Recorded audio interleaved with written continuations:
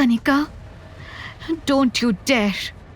अगर मेरे बच्चे को कुछ भी हुआ ना तो मैं तुम लोगों को जिंदा नहीं छोड़ूंगी, और शुरुआत मैं तुमसे करूंगी, समझी तुम?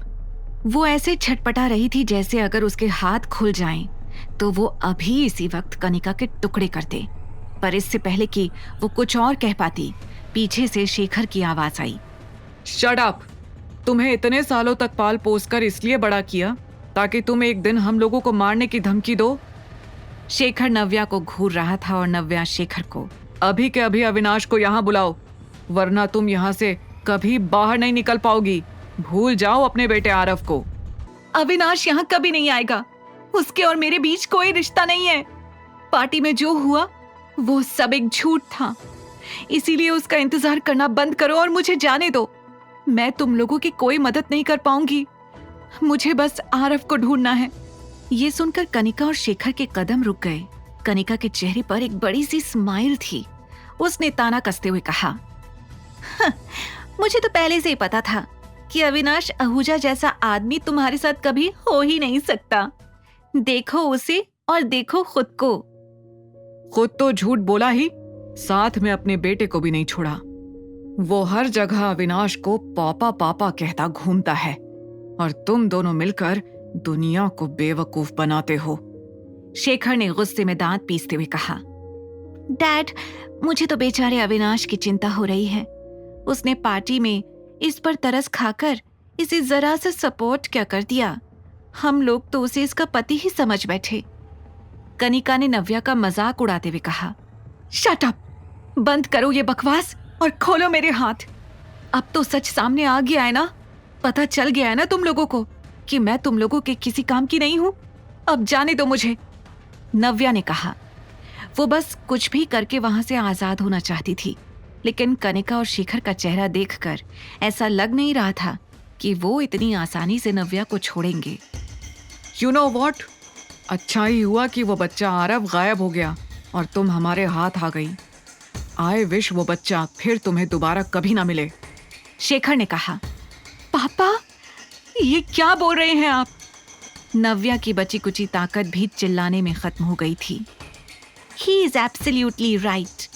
ना तुम्हारा कोई बेटा होगा और ना ही मिस्टर अहलूवालिया को तुमसे शादी करने में कोई प्रॉब्लम होगी। कनिका ने कहा, आप लोगों का दिमाग खराब हो गया है क्या? मैं मिस्टर अहलूवालिया से कभी शादी नहीं करूंगी। मेरे हाथ खोलो अभी, मुझे आरव के पास जाना है। नव्या ने छटपटाते हुए कहा, लेकिन शेखर ने ऐसे रिएक्ट किया जैसे उसे कुछ सुनाई ही नहीं दिया हो। मिस्टर अहलूवालिया कुछ ही देर में होटल पहुंच रहे हैं, तुम्हें चलना होगा। उसके एक इशारे पर गुंडे आ गए और उन लोगों ने नव्या का हाथ खोलना शुरू कर दिया। छोड़ो, छोड़ो मुझे। कनिका, ये तुम बहुत गलत कर रही हो। मैं छोड़ूंगी नहीं तुम्हें। नव्या चिल्ला रही थी और रो रही थी, लेकिन कनिका सिर्फ वही कर रही थी जो करने वो वहां आई थी। नव्या को जबरदस्ती पकड़कर बाहर लाया गया। उसका हुलिया देखते ही शेखर ने कहा, इसकी शक्ल ठीक करो। मिस्टर अहलूवालिया को आज हाँ करनी ही होगी। नव्या को यकीन नहीं हो रहा था कि ये शब्द उसके पापा के थे। होटल पहुंचते ही शेखर ने देखा कि मिस्टर अहलूवालिया अपने आदमियों के साथ पहले से ही वहां पहुंच चुके थे। मिस्टर अहलूवालिया, सॉरी हम 10 मिनट लेट हो गए, शेखर ने कहा और नव्या के सामने से हट गया। जैसे ही मिस्टर अहलूवालिया की नजर नव्या पर पड़ी, वो उसे देखता ही रह गया। नव्या उसकी एक नजर से समझ गई थी कि उसके इरादे क्या थे। वो नव्या को सर से लेकर पैर तक घूर रहा था। Mister Sinha, I must say आपकी दोनों बेटियां बहुत खूबसूरत हैं। Your genes are mind blowing. Mister Ahluwalia ने हंसकर शेखर से कहा। मिस्टर अहलूवालिया के आदमियों ने नव्या को मिस्टर अहलूवालिया के बगल में बैठने के लिए कहा। शेखर चुपचाप ये नजारा देख रहा था। नव्या, मिस्टर अहलूवालिया को लंच सर्व करो, ही इज वेटिंग, शेखर ने कहा। यह सुनकर नव्या ने शेखर को घूरते हुए देखा। ऐसा लग रहा है जैसे आपकी बेटी मेरे साथ ये मीटिंग नहीं चाहती। Is she comfortable? Mister Ahluwalia ने पूछा। यह सुनकर शेखर थोड़ा घबरा गया। उसने तुरंत घबराई हुई आवाज में कहा, अरे नहीं, नव्या काफी टाइम से बाहर रह रही है वो अभी लोगों से मिली जुली नहीं है, इसलिए थोड़ी शाय है, पर टाइम के साथ शी'll बी एब्सोल्युटली फाइन। वहीं उसी होटल में अविनाश अपने एक बिजनेस क्लाइंट के साथ बैठा हुआ था।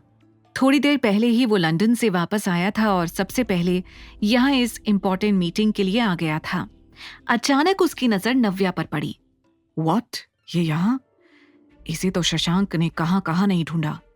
ये यहाँ क्या कर रही है? अविनाश के मुंह से निकला।